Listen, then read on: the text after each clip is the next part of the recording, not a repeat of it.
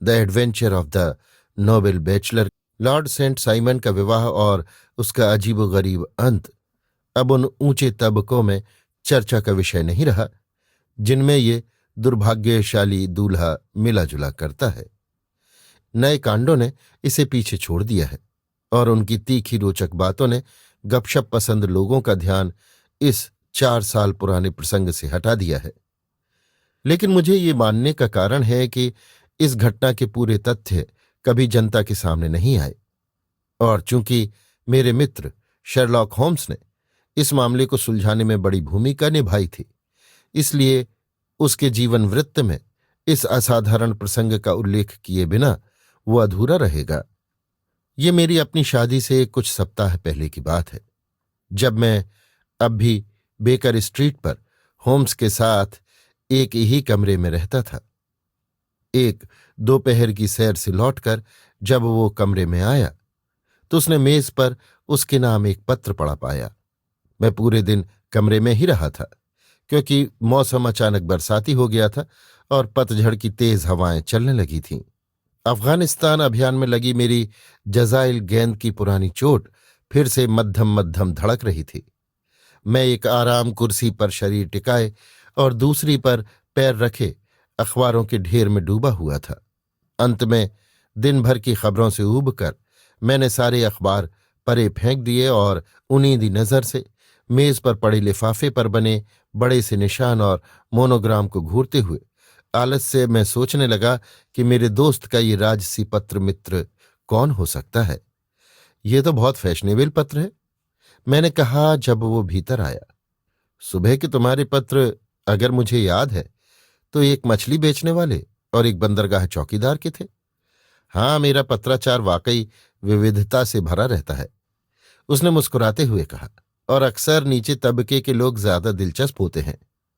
ये शायद उन अवांछित सामाजिक बुलावों में से एक है जहां आदमी को या तो ऊबना पड़ता है या झूठ बोलना। उसने सील तोड़ी और पत्र की सामग्री पर नजर दौड़ाई। अरे, लगता है ये कुछ दिलचस्प भी हो सकता है। तो सामाजिक नहीं है?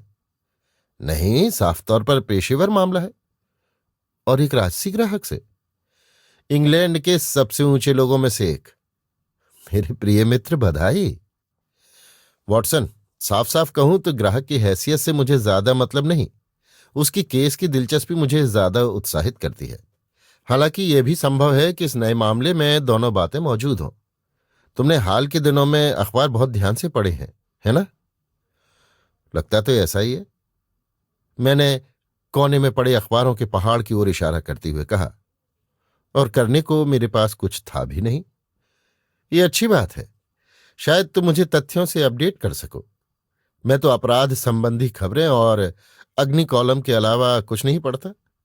वो कॉलम हमेशा कुछ सिखा जाता है, लेकिन अगर तुम हाल की घटनाओं का इतना करीब से पीछा कर रहे हो तो जरूर तुमने लॉर्ड सेंट साइमन की शादी के बारे में पढ़ा होगा। ओह हाँ, पूरी दिलचस्पी के साथ। अच्छा है, ये पत्र जो मेरे हाथ में है उसी लॉर्ड सेंट साइमन का है। मैं इसे तुम्हें पढ़कर सुनाता हूं, और बदले में तुम ये अखबार उलट पलट कर देखो और जो भी चीज इस मामले से जुड़ी हो मुझे बताना। वो लिखते हैं, मेरे प्रिय मित्र शर्लॉक होम्स, लॉर्ड बैकवाटर ने बताया कि मैं आपके निर्णय और विवेक पर पूरी तरह भरोसा कर सकता हूं। इसलिए मैंने ये तय किया है कि हाल ही में मेरी शादी से जुड़ी एक अत्यंत कष्टदायक घटना के संदर्भ में आपसे मिलकर सलाह करूं। स्कॉटलैंड यार्ड के मिस्टर लेस्ट्रेड पहले से ही इस पर काम कर रहे हैं, लेकिन उन्होंने कहा है कि आपकी भागीदारी पर उन्हें कोई आपत्ति नहीं, बल्कि उनका मानना है कि इससे उन्हें मदद मिल सकती है। मैं आज दोपहर 4 बजे आपसे मिलने आ रहा हूं, और यदि उस समय आपका कोई अन्य कार्यक्रम हो तो कृपया उसे स्थगित कर दें, क्योंकि यह मामला अत्यंत महत्वपूर्ण है। आपका शुभेच्छु, रॉबर्ट सेंट साइमन। ये पत्र ग्रॉसवेनर मेशंस से लिखा गया है, होम्स ने पत्र को मोड़ते हुए कहा। कलम से लिखा गया है, और इस महान भाव को यह दुर्भाग्य हुआ है कि दाहिने हाथ की छोटी उंगली के बाहरी हिस्से पर स्याही का दाग लग गया। वो कहता है कि 4 बजे आएगा, अभी 3 बजे है, यानी वो 1 घंटे में यहां होगा। तो फिर मेरे पास तुम्हारी मदद से पूरा विषय साफ करने के लिए पर्याप्त समय है। तुम भी अखबार उलटकर समय क्रम में सभी अंश लगाओ, जबकि मैं ये देख लेता हूं कि हमारा ग्राहक असल में कौन है। उसने अलमारी में रखे संदर्भ ग्रंथों की कतार से लाल जिल्द वाली एक किताब निकाली। लो, ये रहा उसका नाम, वो बोला, किताब को घुटनों पर फैलाकर बैठते हुए। Lord Robert Walsingham de Vere Saint Simon, Duke of Balmoral का दूसरा बेटा। चिन्ह नीले रंग की ढाल पर, ऊपर 3 लोहे के त्रिशूल, बीच में काले रंग की पट्टी। जन्म 1846, यानी उम्र 41 वर्ष। शादी के लिए काफी परिपक्व। पिछली सरकार में औपनिवेशिक विभाग में अंडर सेक्रेटरी रह चुका है। उसके पिता ड्यूक कभी विदेश मंत्री भी रहे हैं। इनके रक्त में सीधे वंशानुगत रूप से प्लांटाजेनेट और मां की ओर से ट्यूडर वंश का रक्त है। हाँ, खैर, इसमें कुछ विशेष ज्ञानवर्धक तो नहीं। वॉटसन, अब तुम ही कुछ ठोस बताओ। मुझे ज्यादा दिक्कत नहीं होगी, मैंने कहा, क्योंकि सारी बातें हाल की हैं और घटना ने मुझे भी हैरान किया था। मैंने तुमसे इस पर चर्चा इसलिए नहीं की क्योंकि जानता था कि तुम किसी दूसरे मामले में व्यस्त हो और तुम्हें बीच में दूसरी बातों का आना पसंद नहीं। ओह, तुम उस ग्रोसवेनर स्क्वायर के फर्नीचर वैन वाले छोटे से मामले की बात कर रहे हो? वो तो अब पूरी तरह सुलझ गया, हालांकि शुरू से ही साफ था। चलो, अब अपने अखबारों से चुना हुआ जो भी मिला हो मुझे सुनाओ। ये रहा पहला नोटिस जो मैंने पाया। मॉर्निंग पोस्ट के व्यक्तिगत स्तंभ में छपा था, कुछ हफ्ते पहले का। लिखा है, एक विवाह तय हुआ है और अगर अफवाहें सही हैं तो बहुत जल्द संपन्न होगा। Lord Robert Saint Simon, Duke of Balmoral के दूसरे पुत्र और Miss Hatty Doran, Mister Aloysius Doran, निवासी सैन फ्रांसिस्को, कैलिफोर्निया, यूएसए की एकमात्र पुत्री के बीच। बस इतना ही। संक्षिप्त और साफ, होम्स ने कहा, अपनी लंबी पतली टांगें आग की ओर फैलाते हुए। उसी हफ्ते की एक सामाजिक पत्रिका में इसका और विस्तृत जिक्र था। यहां है वो अनुच्छेद। जल्द ही विवाह बाजार में सुरक्षा की मांग उठेगी, क्योंकि मुक्त व्यापार का सिद्धांत इन दिनों हमारे घरेलू उत्पादों के खिलाफ भारी पड़ रहा है। एक के बाद एक ब्रिटेन के कुलीन घरों का प्रबंधन हमारे अटलांटिक पार के सुंदर रिश्तेदारों के हाथों में जा रहा है। पिछले सप्ताह इस आकर्षक आक्रमण सेना की सूची में एक और महत्वपूर्ण नाम जुड़ा है। लॉर्ड सेंट साइमन, जो 20 वर्षों से प्रेम देवता के तीरों से अछूते रहे, ने अब औपचारिक रूप से अपनी आसन्न शादी की घोषणा की है। उनकी भावी पत्नी है मिस हैटी डोरन, कैलिफोर्निया के करोड़पति की मोहक पुत्री।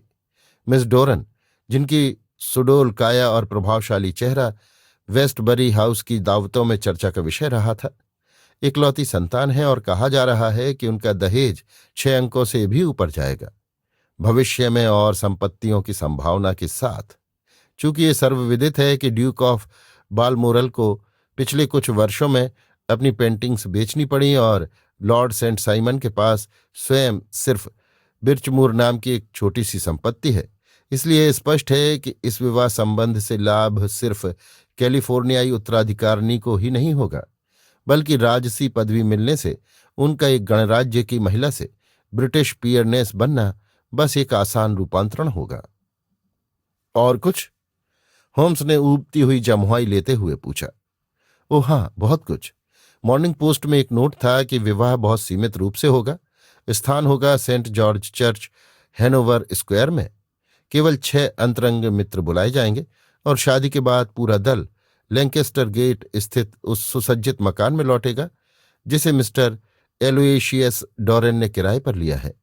2 दिन बाद, यानी बुधवार, संक्षिप्त घोषणा छपी कि शादी हो गई और नवविवाहित जोड़ा अपना हनीमून लॉर्ड बैकवाटर की एस्टेट पीटर्सफील्ड के पास में मनाएगा। ये सारी खबरें दुल्हन के गायब होने से पहले प्रकाशित हुई थीं। गायब होने से पहले? होम्स चौंका। हाँ, महिला की लापता होने से पहले। तो वो कब गायब हुई? विवाह भोज के दौरान।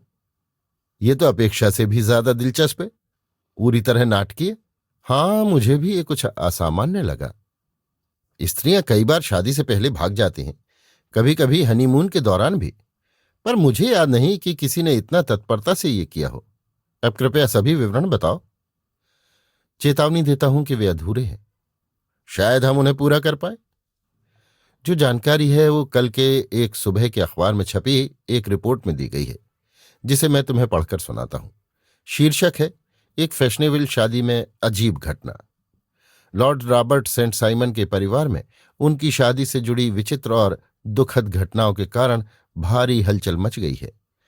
जैसा कि कल के अखबारों में संक्षेप में बताया गया था, समारोह परसों की सुबह हुआ था, लेकिन अब जाकर उन रहस्यमय अफवाहों की पुष्टि हुई है जो लगातार फैल रही थीं। दोस्तों ने इस प्रकरण को दबाने की पूरी कोशिश की, पर अब जनता का इतना ध्यान इस ओर खिंच चुका है कि मौन रहकर इसकी अनदेखी करने से कोई फायदा नहीं। शादी का समारोह Saint George Hanover square church में बहुत ही सीमित रूप से हुआ। उपस्थित लोगों में केवल दुल्हन के पिता mister Aloysius Doran, duchess of Balmoral, lord Backwater, lord Eustace और लेडी क्लारा सेंट साइमन यानी दूल्हे के छोटे भाई बहन और लेडी एलिशिया विडिंगटन थीं। समारोह के बाद पूरा दल मिस्टर एलोइशियस डोरेन के लैंकेस्टर गेट स्थित मकान पहुंचा, जहां नाश्ता तैयार था। बताया जाता है कि वहां एक महिला ने कुछ उपद्रव किया, नाम पता नहीं चल सका, जिसने जबरदस्ती भीतर घुसने की कोशिश की और दावा किया कि लॉर्ड सेंट साइमन से उसका कोई संबंध है। काफी कष्टदायक और लंबे झगड़े के बाद उसे बटलर और नौकर ने बाहर निकाल दिया। दुल्हन, जो सौभाग्य से इस अप्रिय घटना से पहले ही घर के अंदर जा चुकी थी, बाकी लोगों के साथ बैठकर नाश्ता कर रही थी, तभी अचानक अस्वस्थता की शिकायत करते हुए अपने कमरे में चली गई। देर तक न लौटने पर जब पिता ऊपर गए तो नौकरानी ने बताया कि वो बस एक क्षण के लिए कमरे में आई, कोट और टोपी उठाई और जल्दी से नीचे चली गई। एक नौकर का कहना है कि उसने एक महिला को उस वेश में घर से निकलते देखा, पर उसने ये मानने से इनकार कर दिया कि वो उसकी मालकिन थी, क्योंकि उसे लगा कि वो अभी भी अतिथियों के बीच है। जब मिस्टर एलोइशियस डोरेन को स्पष्ट हो गया कि बेटी गायब है, तो उन्होंने दूल्हे के साथ तुरंत पुलिस से संपर्क किया। कड़ी जांच शुरू हो गई है, जो उम्मीद है कि जल्द ही इस असाधारण घटना का रहस्य खोल देगी। पर कल रात तक इस बात का कोई सुराग नहीं मिला कि लापता महिला कहाँ है। इस मामले में षड्यंत्र की अफवाहें हैं और यह भी बताया गया है कि पुलिस ने उस महिला को गिरफ्तार कर लिया है जिसने प्रारंभिक उपद्रव किया था, क्योंकि शक है कि ईर्ष्या या किसी और कारण से उसका दुल्हन के गायब होने में हाथ हो सकता है। और बस इतना ही। एक और सुबह के अखबार में छोटी सी खबर छपी थी, मगर वो अर्थपूर्ण है। क्या? ये कि मिस फ्लोरा मिलर, वही महिला जिसने उपद्रव किया था, वास्तव में गिरफ्तार हो चुकी है। बताया गया है कि वो पहले अलेग्रो नृत्यशाला में नर्तकी थी और दूल्हे को कई वर्षों से जानती थी। और कोई विवरण नहीं है। अब तक जो भी कुछ सार्वजनिक रूप से सामने आया है, वही पूरा मामला तुम्हारे सामने है।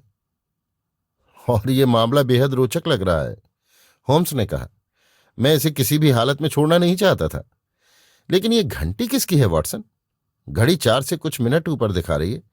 निश्चित ही हमारे सम्माननीय ग्राहक ही होंगे। जाने का ख्याल भी मत करना, वॉटसन। मैं अपनी याददाश्त पर नजर रखने के लिए एक गवाह साथ रखना पसंद करता हूं। लॉर्ड रॉबर्ट सेंट साइमन, हमारे नौकर लड़के ने दरवाजा खोलते हुए घोषणा की। एक सज्जन कमरे में दाखिल हुए। चेहरा सुशिक्षित और आकर्षक, नाक ऊंची और रंग फीका, होठों पर कुछ अधीरता की छाया और आंखों में वो स्थिरता जो एक ऐसे व्यक्ति में होती है जिसकी जिंदगी हमेशा आदेश देने और पालन करवाने में बीती हो। उनका चाल ढाल चपल था, पर समग्र व्यक्तित्व उनकी असल उम्र से कुछ अधिक प्रतीत हो रहा था। चलते समय हल्का झुकाव और घुटनों में झुकाव सा था। जब उन्होंने चौड़े किनारे वाली टोपी उतारी तो दिखाई दिया कि बाल किनारों पर पके हुए हैं और ऊपर से पतले हो चुके हैं। पहनावा अत्यंत सलीके भरा था। सीमा तक पहुंचता हुआ बनावटीपन, ऊंचा कॉलर, काला कोट, सफेद कमीज बनियान, पीले दस्ताने, चमकदार जूते और हल्के रंग के गेटर्स। वो धीरे धीरे कमरे में बढ़े, सिर दाएं बाएं घुमाते हुए और दाएं हाथ में सोने के चश्मे की डोरी झुलाते हुए। नमस्कार लॉर्ड सेंट साइमन, होम्स ने उठकर झुकते हुए कहा। कृपया इस टोकरी कुर्सी पर बैठिए। ये मेरे मित्र और सहयोगी डॉक्टर वॉटसन है। आग के पास सरक आइए, हम इस विषय पर बात करें।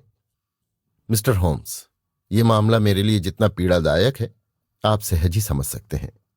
मैं भीतर तक आहत हूं। सुना है कि आपने इस तरह के कई नाजुक मामलों को सुलझाया है, हालांकि शायद ऐसे उच्च वर्ग के नहीं। नहीं, बल्कि अब तो नीचे उठा लाया गया हूं, होम्स बोला। माफ कीजिएगा, मेरे पिछले ऐसे ग्राहक एक राजा थे। अरे सच? कौन राजा? स्कैंडिनेविया के राजा। क्या? क्या उन्होंने भी अपनी पत्नी खो दी थी? आप समझ सकते हैं, होम्स ने शांत स्वर में कहा, कि मैं अपने अन्य ग्राहकों के मामलों में वही गोपनीयता रखता हूं जो आपके मामले में रखने का वादा करता हूं। बिल्कुल सही, बिल्कुल सही। मैं माफी चाहता हूं। जहां तक मेरे अपने मामले की बात है, मैं जो भी जानकारी आपके काम आ सके देने को तैयार हूं। धन्यवाद। मुझे अब तक अखबारों में जो प्रकाशित हुआ वही सब पता है, उसके अतिरिक्त कुछ नहीं। ये लेख उदाहरण के तौर पर दुल्हन के गायब होने के बारे में, क्या इसे सही मान सकता हूं? लॉर्ड सेंट साइमन ने नजर दौड़ाई। हां, जहां तक ये गया है सही ही है, लेकिन राय बनाने के पहले बहुत सी बातें और जोड़नी होंगी। मुझे लगता है कि मैं सबसे सीधा रास्ता सवाल पूछकर ही पा सकता हूं। तो कृपया पूछिए। आपकी मुलाकात मिस हेटी डोरेन से पहली बार कब हुई? सैन फ्रांसिस्को में 1 साल पहले। आप उस समय अमेरिका की यात्रा पर थे? हां। क्या वहीं सगाई भी हो गई थी? नहीं। पर आप दोनों में घनिष्ठता थी? मुझे उसकी संगत पसंद थी, और वो ये बात समझती थी कि मैं आनंदित हूं। उसके पिता बहुत धनी हैं। कहा जाता है वो प्रशांत तट का सबसे अमीर आदमी है।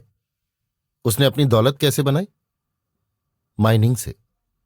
कुछ साल पहले तक उसके पास कुछ नहीं था, फिर उसे सोने की खान मिली। उसने निवेश किया और पल भर में उसकी किस्मत बदल गई। अब आपके विचार में उस युवती अर्थात आपकी पत्नी का स्वभाव कैसा था? वो सज्जन अपने चश्मे की डोरी थोड़ा तेज घुमाने लगे और आग की लौ में देखने लगे। देखिए मिस्टर होम्स, उन्होंने कहा, मेरी पत्नी 20 वर्ष की हो चुकी थी जब उसके पिता अमीर बने। तब तक वो खनन शिविरों में खुलकर पली बढ़ी, जंगलों और पहाड़ों में घूमती रही। इसलिए उसकी शिक्षा औपचारिक अध्यापक के बजाय प्रकृति से हुई है। इंग्लैंड में जिसे हम टॉम बॉय कहते हैं, वैसी थी वो। साफ दिल, स्वतंत्र, किसी परंपरा या बंधन से मुक्त। उसका स्वभाव तेज है, यूं कहिए फट पड़ने वाला, निर्णय लेने में चपल और अपने निश्चयों को लागू करने में निडर। लेकिन फिर भी मैं उसे वो नाम न देता जो मुझे देने का सम्मान प्राप्त है। उन्होंने हल्की सी औपचारिक खखार की। अगर मुझे विश्वास न होता कि वो भीतर से एक कुलीन और सच्ची स्त्री है, मेरा मानना है कि वो आत्म बलिदान करने में सक्षम है और किसी अधर्म या नीचता से उसे घृणा होगी। क्या आपके पास उसकी तस्वीर है? मैं ये साथ लाया हूं। उन्होंने एक लॉकेट खोला और हमें एक अत्यंत सुंदर महिला का चेहरा दिखाया। वो फोटो नहीं, बल्कि हाथ से बना हाथी दांत का लघु चित्र था। कलाकार ने उसके चमकीले काले बाल, बड़ी गहरी आंखें और कोमल होठों की सुंदरता पूरी तरह उभारी थी। होम्स ने लंबे समय तक ध्यान से चित्र देखा, फिर लॉकेट बंद कर उसे मालिक को लौटा दिया। तो मिस डॉरन लंदन आई और आपका परिचय फिर से हुआ? हाँ, उसके पिता उसे इस बार के लंदन सीजन में लाए थे। मैं उससे कई बार मिला, सगाई हुई और अब हमने विवाह कर लिया। मुझे समझ है कि वो अच्छा खासा दहेज लेकर आई। उचित दहेज था, हमारे परिवार के स्तर से कुछ असामान्य नहीं। और चूंकि विवाह पूर्ण हो चुका है, संपत्ति अब आपके पास ही रह जाएगी। मैंने इस विषय में कोई पूछताछ नहीं की है। यह स्वाभाविक है। शादी के एक दिन पहले आपने मिस डॉरेन को देखा था? हाँ। क्या उनका मूड अच्छा था? बेहतरीन। वो लगातार भविष्य के जीवन की योजनाओं पर बात कर रही थीं। सच में? ये तो रोचक है। और शादी की सुबह? वो बहुत प्रसन्न थी, कम से कम समारोह के बाद तक। क्या फिर कोई बदलाव महसूस हुआ? सच कहूं तो हां। मैंने पहली बार देखा कि उनका मिजाज थोड़ा तीखा है। घटना बहुत मामूली थी, बताने लायक नहीं, और शायद इस मामले से उसका कोई लेना देना भी नहीं। फिर भी कृपया हमें वो बताइए। वो तो बस बचकानी सी बात थी, उसने कहा। जब हम चर्च के वेस्त्री की ओर जा रहे थे, उसने अपना फूलगुच्छा गिरा दिया। वो सामने की बेंच के पास से गुजर रही थी और गुच्छा गिरकर उसी में चला गया। थोड़ी देर की रुकावट हुई, लेकिन बेंच में बैठे एक सज्जन ने उठाकर वो उसे वापस दे दिया और फूलों को कोई नुकसान नहीं हुआ। फिर भी जब मैंने इस बारे में उससे कुछ कहा तो उसने रूखे ढंग से जवाब दिया और घर लौटते समय गाड़ी में वो इस मामूली सी बात को लेकर बहुत ही परेशान दिखाई दी। सच, आपने कहा कि बेंच में कोई सज्जन बैठे थे, यानी कुछ आम लोग भी समारोह में मौजूद थे? ओ हाँ, चर्च खुला हो तो आम लोगों को रोका नहीं जा सकता। वो सज्जन आपकी पत्नी के परिचितों में से थे? नहीं नहीं, मैंने सिर्फ मर्यादा के लिए उसे सज्जन कहा। वो एक साधारण रंग रूप का आदमी था। मैंने ध्यान से देखा भी नहीं, लेकिन मुझे लगता है कि हम असल विषय से कुछ भटक रहे हैं। तो लेडी सेंट साइमन शादी से लौटने पर उतनी प्रसन्न नहीं थी जितनी पहले थीं। घर पहुंचकर उन्होंने क्या किया? मैंने देखा वो अपनी नौकरानी से बात कर रही थी। उनकी नौकरानी कौन है? नाम है एलिस। वो अमेरिकी है, कैलिफोर्निया से उनके साथ आई थी। क्या वो विश्वास पात्र है?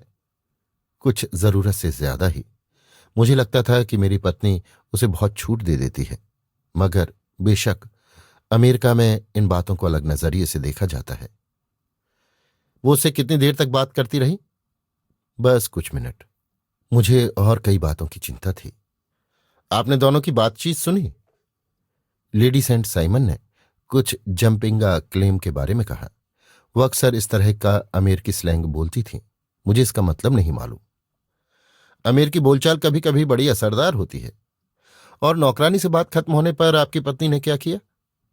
वो नाश्ते के कमरे में चली गई। आपके साथ? नहीं, अकेले। वो छोटी छोटी बातों में बहुत स्वावलंबी थी। फिर लगभग 10 मिनट बैठने के बाद अचानक उठी, क्षमा मांगती हुई कुछ बुदबुद आई और कमरे से निकल गई। वो फिर लौटी ही नहीं। लेकिन जैसा कि मैं समझ रहा हूं, नौकरानी एलिस का बयान है कि वो अपने कमरे में गई, दुल्हन का परिधान एक लंबे कोट यानी अल्स्टर से ढका, एक टोपी पहनी और बाहर चली गई। बिल्कुल सही। और बाद में किसी ने उन्हें हाइड पार्क में फ्लोरा मिलर नामक महिला के साथ चलते देखा, वही जिसे अब हिरासत में रखा गया है और जिसने सुबह मिस्टर डोरेन के घर हंगामा किया था। हाँ, मैं उस युवती के बारे में और कुछ जानना चाहूंगा, और आपके उससे संबंधों के बारे में भी। लॉर्ड सेंट साइमन ने कंधे उचकाए और भौहें उठाई। हम कई सालों से मैत्रीपूर्ण संबंध में थे, कह सकता हूं बहुत ही घनिष्ठ मित्रता थी। वो अलेग्रो में नृत्य करती थी। मैंने उसके साथ कोई अन्याय नहीं किया, उसे शिकायत का अवसर नहीं दिया। पर आप जानते हैं मिस्टर होम्स, स्त्रियां कैसी होती हैं। फ्लोरा एक प्यारी सी लड़की थी, लेकिन बहुत जल्द तुनकने वाली और मुझसे बहुत लगाव रखने वाली।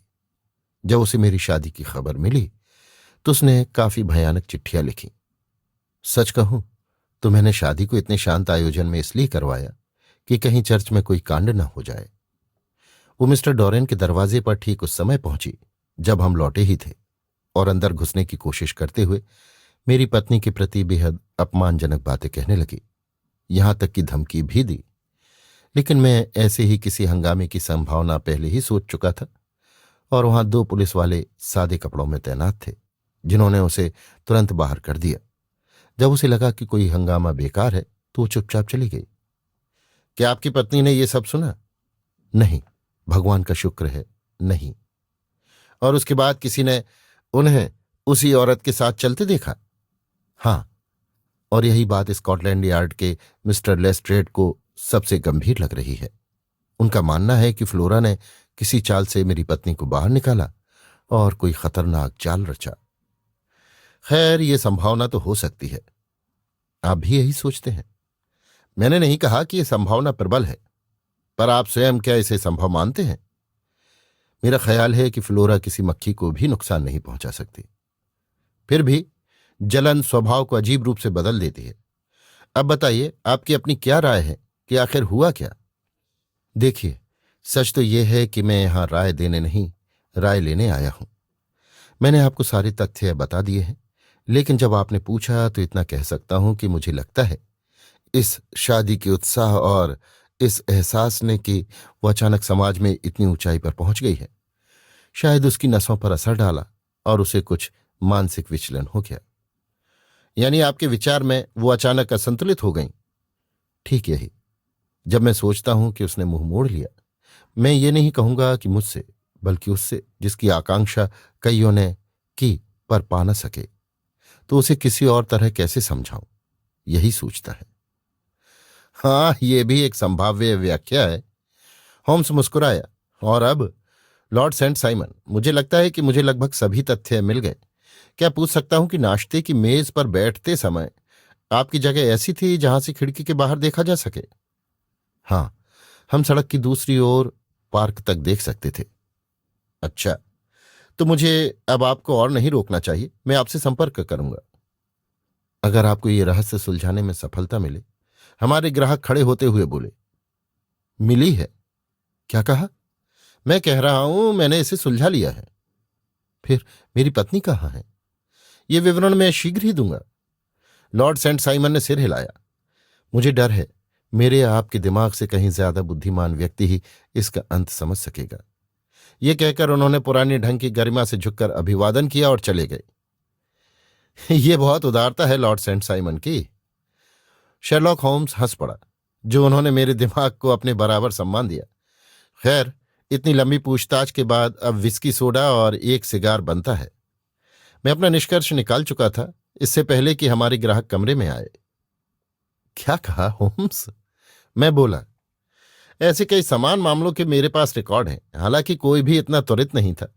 सारी पूछताछ ने बस मेरे अनुमान को सुनिश्चित बना दिया। कभी कभी परिस्थितिजन्य साक्ष्य बहुत प्रभावशाली होते हैं। जैसे कि थोरा के उदाहरण की तरह, अगर दूध में मछली मिल जाए तो बात समझनी आसान हो जाती है। लेकिन मैंने वही सब सुना जो तुमने सुना। हाँ, लेकिन तुम्हारे पास वे पुराने अनुभव नहीं हैं जो मेरे काम आते हैं। कुछ वर्ष पहले एबरडीन में एक ऐसा ही उदाहरण हुआ था, और फ्रांको प्रशियन युद्ध के तुरंत बाद म्यूनिख में भी लगभग वैसी ही घटना घटी थी। ये उन्हीं मामलों में से एक है। लेकिन ठहरो, ये लो, लेस्ट्रेड आ गया। शुभ अपराह्न लेस्ट्रेड। मेज पर एक अतिरिक्त गिलास है और डिब्बे में सिगार। वो सरकारी जासूस नीले मटर कोट और गले में स्कार्फ पहने हुए था, जिससे वो कुछ नौसैनिक सा दिख रहा था। उसके हाथ में काली कैनवास का एक थैला था। उसने संक्षिप्त नमस्ते किया, फिर बैठकर दिया गया सिगार सुलगाया। तो क्या खबर है? होम्स ने आंखों में चमक लिए पूछा। लगता है तुम कुछ नाखुश हो। और महसूस भी कर रहा हूं। यह सेंट साइमन की शादी का शापित मामला है। मैं इसका सिर पैर नहीं निकाल पा रहा। सचमुच? यह तो हैरान करने वाला है। कभी ऐसी गड़बड़ देखी है? हर सुराग हाथ से फिसल जाता है। मैं पूरे दिन लगा रहा। और लगता है बारिश ने तुम्हें भिगो भी दिया। होम्स ने उसके कोट की बाह पर हाथ रखते हुए कहा। हाँ, मैं सेरपेंटाइन में खोज कर रहा था। भगवान के नाम पर किस लिए? लेडी सेंट साइमन का शव ढूंढने के लिए। शर्लॉक होम्स कुर्सी पर पीछे झुका और जोर से हंस पड़ा। क्या तुमने ट्राफलगर स्क्वायर के फव्वारे का तल भी तलाश लिया? उसने पूछा। क्यों, उसका क्या मतलब है? क्योंकि उस महिला को ट्राफलगर स्क्वायर के फव्वारे में मिलने की आपकी संभावना सेरपेंटाइन झील में मिलने जितनी ही है। लेस्ट्रेड ने गुस्से से शर्लॉक होम्स की ओर देखा। तो आप जरूर सब कुछ जानते होंगे, वो गरजा। मैंने अभी अभी सारे तथ्य सुने हैं, होम्स बोला, पर मेरा निष्कर्ष तैयार है। अच्छा, तो आप मानते हैं कि सेरपेंटाइन का इस मामले से कोई लेना देना नहीं? संभावना बहुत कम है। तो शायद आप बताएंगे कि फिर ये चीजें उसमें कैसे मिली? उसने बोलते बोलते अपना थैला खोला और फर्श पर उंडेल दिया। एक रेशमी शादी की पोशाक, सफेद साटन के जूते, दुल्हन का फूल, हार और घूंघट, सब पूरी तरह भीगे और रंग उड़े हुए। लीजिए, उसने ढेर पर एक नई शादी की अंगूठी रखते हुए कहा। अब ये पहेली आपके लिए है मिस्टर होम्स। अच्छा, तो सच में? मेरे दोस्त ने धुएं के नीले छल्ले छोड़ते हुए कहा। ये चीजें तुमने सेरपेंटाइन झील से निकाली? नहीं, पार्क के चौकीदार ने इन्हें किनारे पर तैरते हुए पाया। पहचान की पुष्टि हो चुकी है कि ये उसी की चीजें हैं, इसलिए मुझे लगा अगर कपड़े वहां हैं तो शरीर भी दूर नहीं होगा। उसी बेजोड़ तर्क से तो हर आदमी का शरीर उसकी अलमारी के पास ही मिलना चाहिए, होम्स ने कहा। और बताओ, इससे क्या निष्कर्ष निकालना चाहा? फ्लोरा मिलर का लिप्त होना साबित करने का कोई सबूत मिल जाए। मुझे डर है वो कठिन होगा। वाकई? लेस्ट्रेड ने तीखे स्वर में कहा। मिस्टर होम्स, आपकी ये कल्पनात्मक थ्योरियां व्यावहारिक नहीं लगती। आपने 2 मिनट में 2 गलतियां कर दी। ये पोशाक खुद फ्लोरा मिलर को फंसाती है। कैसे? इस पोशाक में एक जेब है, जेब में एक विजिटिंग कार्ड केस, और कार्ड केस में एक नोट, और ये रहा वही नोट। उसने उसे मेज पर पटकते हुए कहा, सुनिए, जब सब तैयार होगा तुम मुझे देखोगे, तुरंत आओ। FHM। मेरी शुरू से यही राय थी कि सेंट साइमन को फ्लोरा मिलर ने किसी तरह फुसलाया और अपने साथियों की मदद से उसका अपहरण किया।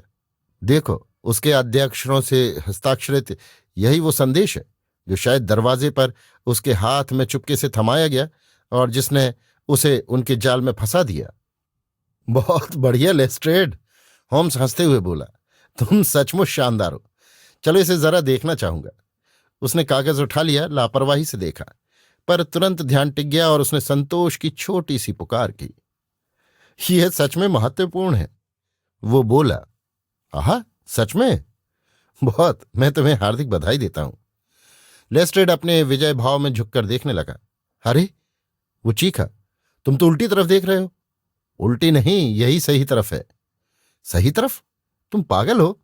देखो, इधर पेंसिल से नोट लिखा है, और इस तरफ जो है वो होटल के बिल का एक अंश लगता है, और मुझे वो ज्यादा दिलचस्प लगा। उसमें कुछ नहीं है, मैंने देखा था पहले ही। लेस्ट्रेड बोला। 4 अक्टूबर, कमरे 8 शिलिंग, नाश्ता 2 शिलिंग 6 पेंस, कॉकटेल 1 शिलिंग, दोपहर का भोजन 2 शिलिंग 6 पेंस, शेरी का गिलास 8 पेंस। इसमें क्या खास? तुम्हें भले ही न दिखे, पर यह बहुत अहम है। और जहां तक नोट की बात है, वो भी उपयोगी है, और कम से कम उसके नामाक्षर। इसलिए फिर से बधाई। मैंने काफी समय बर्बाद किया। लेस्ट्रेड खड़ा हुआ।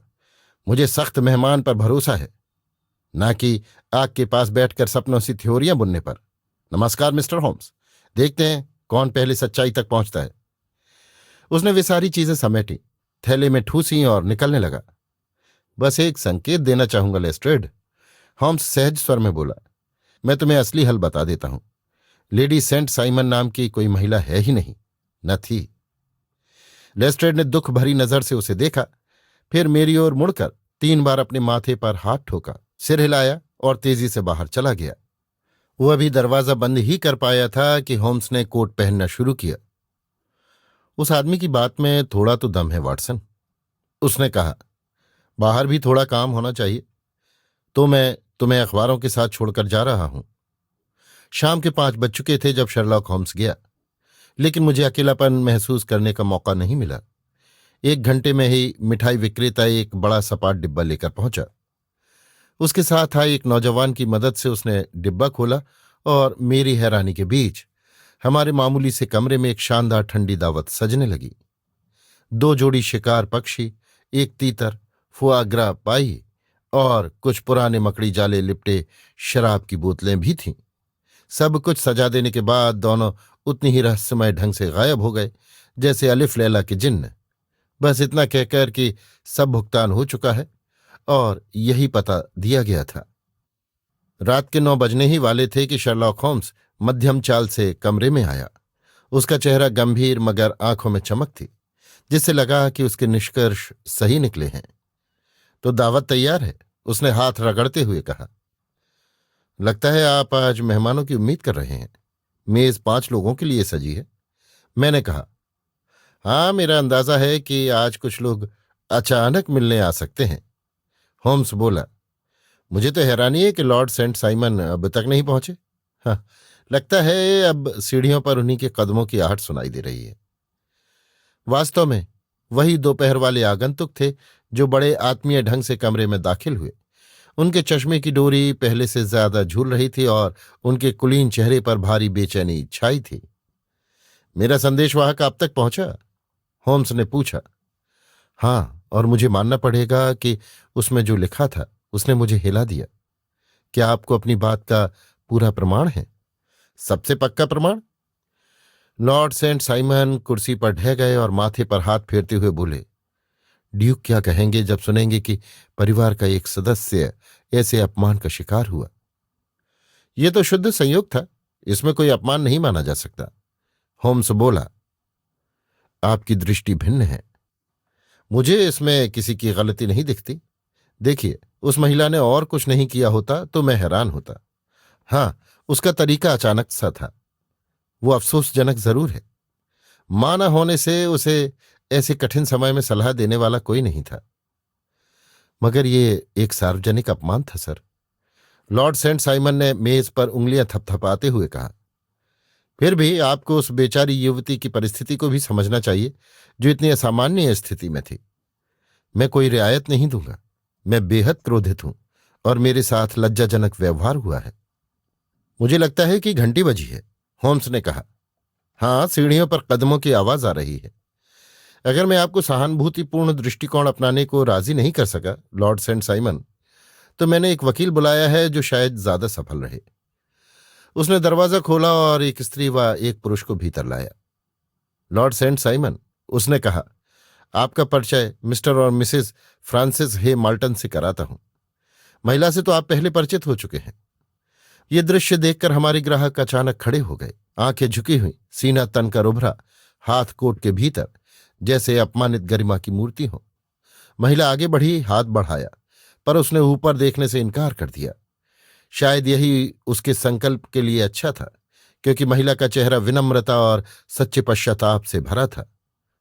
तुम नाराज हो रॉबर्ट, उसने धीरे से कहा, और होना भी चाहिए। मुझे किसी क्षमा की आवश्यकता नहीं, लॉर्ड सेंट साइमन ने कटु स्वर में कहा। हाँ, मैं जानती हूं कि मैंने तुम्हारे साथ बहुत बुरा बर्ताव किया और मुझे जाने से पहले तुमसे साफ साफ बात करनी चाहिए थी, मगर मैं हड़बड़ा गई थी। और जब से मैंने फ्रैंक को फिर देखा, तभी से मैं खुद को पहचान नहीं पा रही थी। समझ नहीं पाई कि क्या कर रही हूं। मुझे अब भी हैरानी है कि मैं उसी समय वेदी पर बेहोश क्यों नहीं हो गई। शायद मिसेस मॉल्टन, होम्स ने कोमल स्वर में कहा, आप चाहें तो वॉटसन और मैं कमरे से बाहर चले जाएं, ताकि आप ये सब समझा सकें। अगर मेरी राय पूछें, उस अजनबी सज्जन ने कहा, तो इस मामले में पहले ही काफी गोपनीयता रखी गई है। जहां तक मेरा सवाल है, मैं चाहता हूं कि यूरोप और अमेरिका दोनों पूरी सच्चाई सुने। वो दुबला पतला झुलसा चेहरा लिए तेज हरकतों वाला व्यक्ति था, बिल्कुल साफ शेव किया हुआ। तो मैं हमारी कहानी यहीं शुरू करती हूं, महिला ने कहा। मैं और फ्रैंक पहली बार 84 में मिले थे, मैक्वायर कैंप में, जो रॉकी पहाड़ी के पास था, जहां पापा खदान में काम करते थे। हम दोनों की सगाई हो गई थी।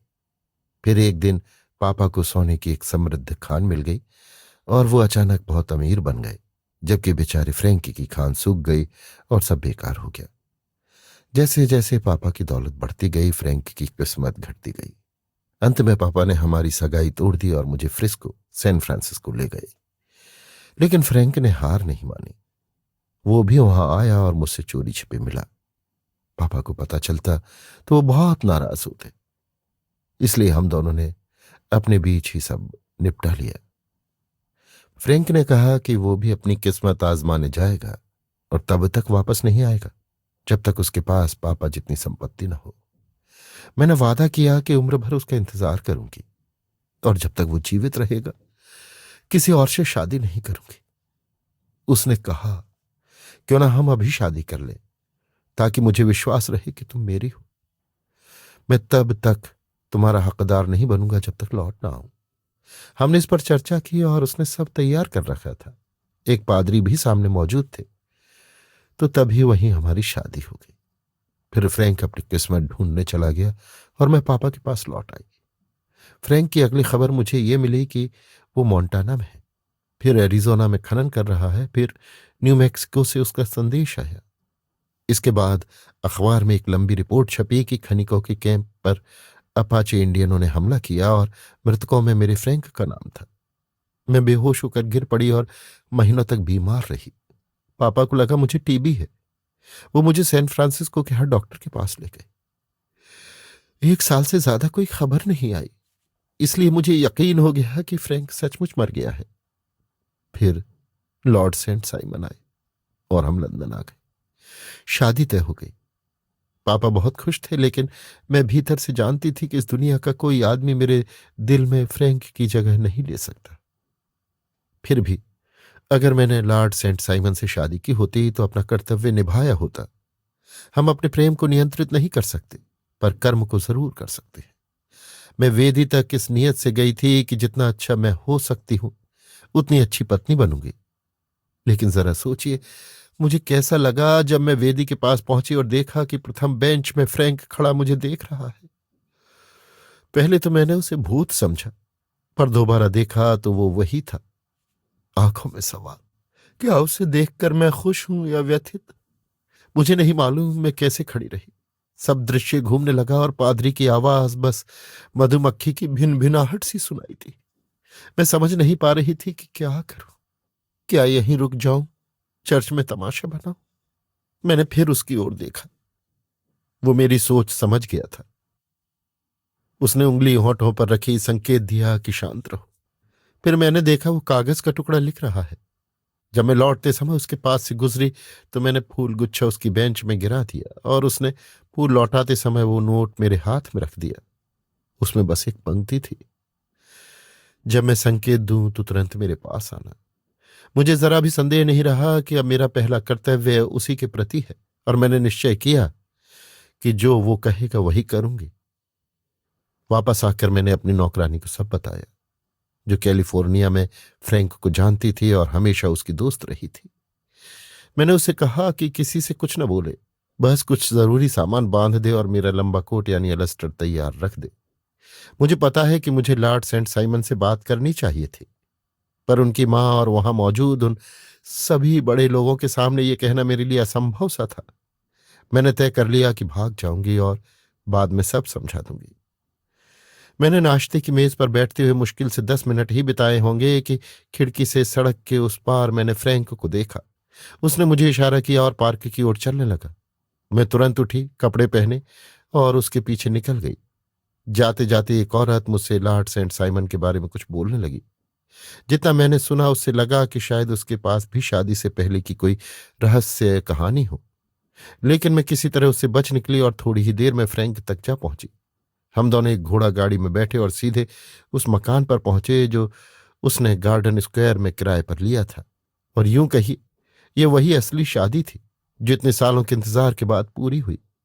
फ्रैंक को अपाचे इंडियनों ने बंदी बना लिया था। वो किसी तरह भाग निकला। सैन फ्रांसिस्को पहुंचा तभी पता चला कि मैंने उसे मरा समझ लिया है और इंग्लैंड चली आई हूं। वो मेरा पीछा करते हुए यहां आया और ठीक मेरी दूसरी शादी की सुबह मुझे पा लिया। मैंने इसका जिक्र अखबार में देखा था, फ्रैंक ने कहा। वहां चर्च का नाम था और तारीख, पर दुल्हन कहाँ रहती थी ये नहीं। फिर हमने बैठकर सोच विचार किया कि अब क्या करें। महिला ने कहा, फ्रैंक सब कुछ खुलकर करना चाहता था, पर मुझे इतनी शर्म आ रही थी कि बस गायब हो जाना चाहती थी, किसी को न दिखूं। शायद पापा को बस इतना लिख भेज दूं कि मैं जीवित हूं। यह सोचकर मुझे बहुत बुरा लग रहा था कि सारे लॉर्ड्स और लेडीज नाश्ते की मेज पर बैठे मेरे लौटने का इंतजार कर रहे होंगे। इसलिए फ्रैंक ने मेरी शादी की पोशाकें और बाकी चीजें बांध ली, ताकि कोई मेरा पता न लगा सके और उन्हें कहीं फेंक आया जहां कोई ढूंढ न सके। हमारा इरादा था कि अगले दिन पेरिस चले जाएंगे, लेकिन तभी आज शाम मिस्टर होम्स खुद हमारे पास आ पहुंचे। मुझे नहीं मालूम उन्होंने हमें कैसे ढूंढ निकाला, और उन्होंने बहुत स्पष्ट और विनम्रता से बताया कि मैं गलत थी और फ्रैंक सही। अगर हम इस तरह छिप कर रहते तो खुद को दोषी बना बैठते। और उन्होंने ही सुझाव दिया कि हम लॉर्ड सेंट साइमन से आमने सामने बात करें, तो हम तुरंत यहां चले आए। अब रॉबर्ट, तुम पूरा सच सुन चुके हो। अगर मैंने तुम्हें दुख पहुंचाया है तो मुझे सचमुच खेद है। बस यही उम्मीद है कि तुम मेरे बारे में बहुत बुरा नहीं सोचोगे। लॉर्ड सेंट साइमन अपनी कठोर मुद्रा से जरा भी ढीले नहीं पड़े थे। वो भ्रू भंग करके और होंठ सिकोड़े पूरा बयान सुनते रहे। क्षमा कीजिए, उन्होंने कहा, लेकिन अपनी निजी बातों पर इस तरह सार्वजनिक चर्चा करना मेरे स्वभाव में नहीं। तो आप मुझे माफ नहीं करेंगे? मेरे जाने से पहले हाथ भी नहीं मिलाएंगे? जरूर, अगर इससे आपको कोई प्रसन्नता मिले। उन्होंने ठंडे भाव से हाथ मिलाया। मैंने सोचा था, होम्स ने विनम्र शब्दों में कहा, आप हमारे साथ एक सौहार्दपूर्ण रात्रि भोज में शामिल होंगे। आपकी ये अपेक्षा कुछ ज्यादा है, लॉर्ड सेंट साइमन ने उत्तर दिया। शायद मुझे हाल की परिस्थितियां स्वीकार करनी पड़ेंगी, पर मैं उन पर खुशी व्यक्त करने की स्थिति में नहीं हूं। अगर आपकी अनुमति हो तो अब विदा लेता हूं। उन्होंने सबको एक झुकते हुए सलाम में शामिल किया और कमरे से बाहर चले गए। तो मुझे उम्मीद है कि आप दोनों कम से कम मेरे साथ भोजन करेंगे, शेरलॉक होम्स ने कहा। मिस्टर मॉल्टन, किसी अमेरिकी से मिलना हमेशा सुखद होता है। मैं तो उन लोगों में से हूं जो मानते हैं कि बीते समय के एक राजा की मूर्खता और एक मंत्री की भूल ये नहीं रोक पाएगी कि भविष्य में हमारे बच्चे एक ही विशाल देश के नागरिक हों, जहां यूनियन जैक और स्टार्ड एंड स्ट्राइप्स एक ही झंडे पर मिले। हमारे मेहमानों के चले जाने के बाद होम्स ने कहा, यह मामला दिलचस्प रहा, क्योंकि इससे पता चलता है कि जो बात पहली नजर में रहस्य जैसी लगती है, उसका समाधान कितना सरल भी हो सकता है।